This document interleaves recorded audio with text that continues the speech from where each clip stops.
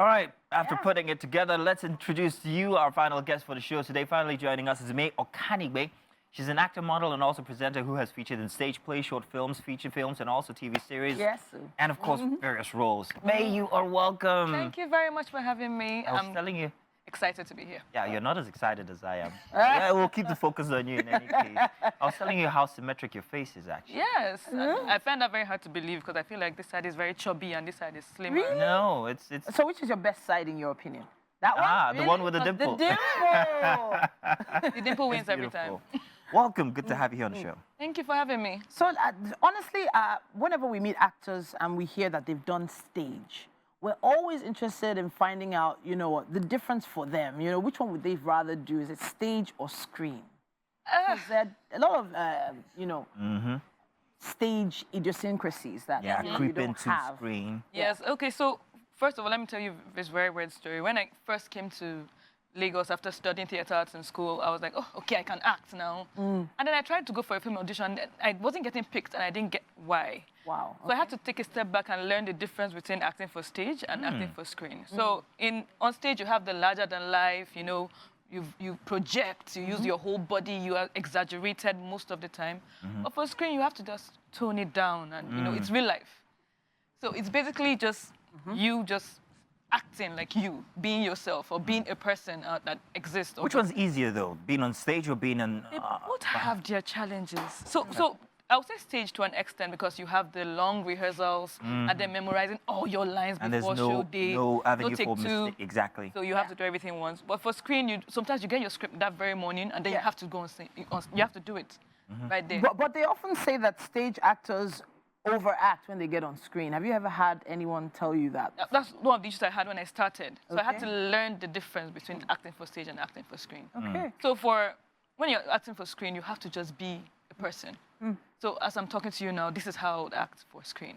But if I was going to go for theater, I'll be like, oh, and so that was how I went to the... And you know, it has to be way louder than that. Yeah, you're also a model as well. Yes, I do. And that's easier than being an actress? You Kind don't have to be in one place anyway, look beautiful. I mean, that must be easy. But I have seen models on stage collapse.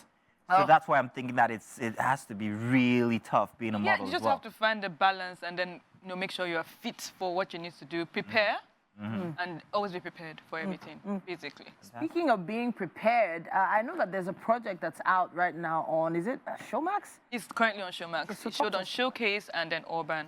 So it's a film that was done by Multi-Choice Talent Factory students back then last year. So it was their final project and it was just a beautiful story. So when I was approached to do this, I was just, wow. So you hear of stories that people are scared to tell. Okay. Because the message is so strong and delicate. You know, there are certain things they don't talk about in society. Everybody knows about it, but nobody really talks about it. So that's one of the issues that was addressed in this story. So her dark past is currently showing. Her dark past. That's what it's called. Okay. Her dark past. Yes. Wow. I want to give us a little So you inkling. need to tell us. I want to know exactly how dark her past was. What is So dark. And Oh, come on, no, don't give me that. Give me something real. Give me something real tangible. okay, what could so it be? it's a story of Tosin Nwosu, currently Tosin Nwosu, who had a bad past, put it that way. So she experienced a lot and she ran away from that and started a new life. Okay. But you know, whatever you run away from eventually will come back and haunt you. Nothing can ever be truly completely hidden. So that's what said coming out, and all the secrets started coming out one after the other. So it's like after I've surmounted this one, okay, I'm good. Another one comes up. So. Wow. In your life, did you find yourself drawing any samples from anything the likes that has happened in your life? Like perhaps maybe you've had something in the past that came back to haunt you, and how did that add to the quality of character that you put in that show? I played Tosin Nwosu's sister, Morayo, Okay. and the character is nothing like me. So it was a challenge, but it's sweet because I love challenges. So I was the younger sister who had to become somebody because the sister ran away, basically. Wow. So I had to. It was a very emotional one for me. It was so emotional. So I had to dig really deep to get, you know how your whole life was transformed because of one person's action. But you love this person. It's your sister. You can't hate your sister. So all that emotion had to play out in our conversations and every time I came forward. So yes, it was.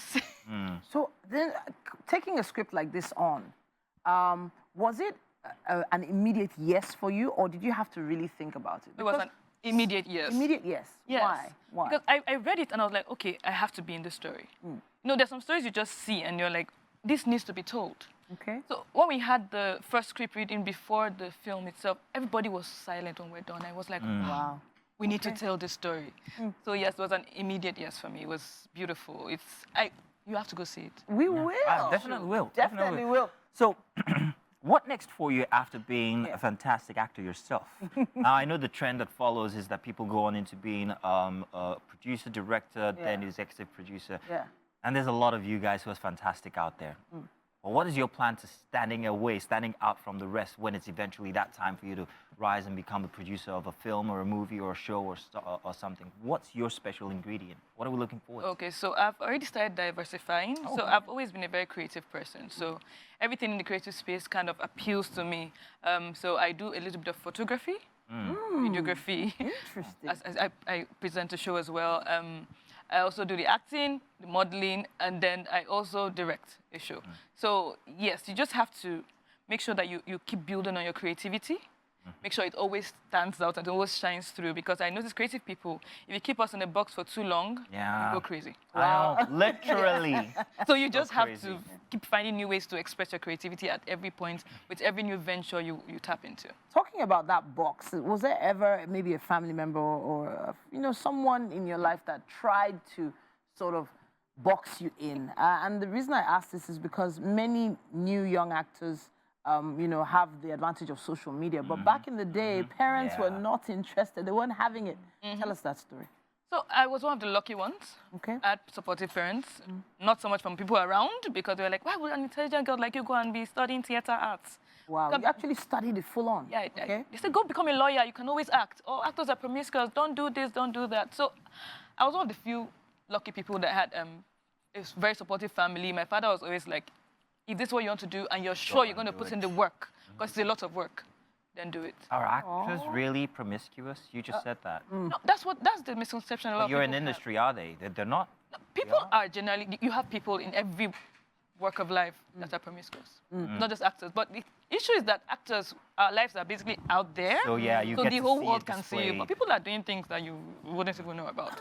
You can't see them. I agree with you. I agree with you. The same nuance for being on TV as well. Exactly. So And people feel like they know you even when they've never met you. Come up to you and they expect you to absolutely know them, but you're like, I really don't know you. Yeah.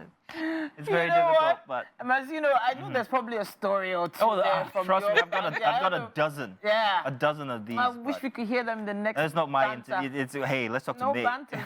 All right. I know. We'll talk in any case, no problem. We will. We will. It's been great having you. Are you up for something to eat? Yes, you are, definitely. We're going to be giving you what we'll be cooking inside the kitchen. But before that, It's really, really nice. I it mean, is, isn't it? Before that, we're going to put you to the test and see how intelligent you are when it comes to fun stuff. Yes, sir. Nothing too hard, no jam here.